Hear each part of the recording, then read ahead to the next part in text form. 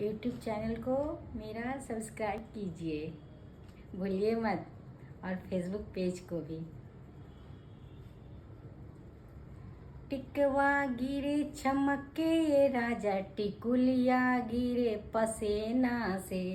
टिकवा गिरे चमके ये राजा, टिकुलिया गिरे पसेना से। ऐसन महीना में ऐनी ये राजा, सूरत भइल नगीना से। ऐसन महीना ऐनी ये राजा, सूरत भइल नगीना से। ससुर आइले जाड़ा में, भसुर आइले जाड़ा में। ए ससुर आइले जाड़ा में, भसुर आइले जाड़ा में।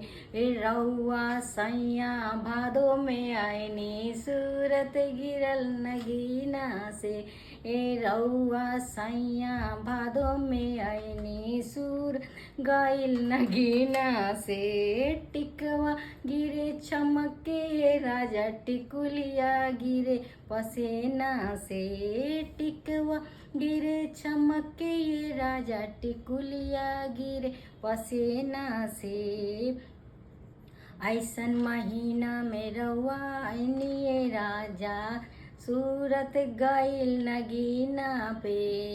ऐसन महीना में आइनी राजा, सूरत भइल नगीना से।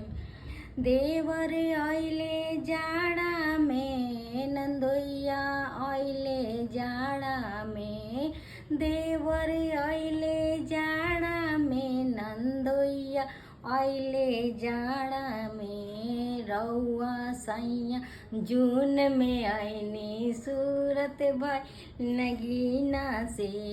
रउआ सैया जून में आइनी, सूरत भइल नगीना से। टिकवा गिरे चमके राजा, टिकुलिया गिरे पसेना से। टिकवा गिरे चमके राजा, टिकुलिया गिरे पसेना से।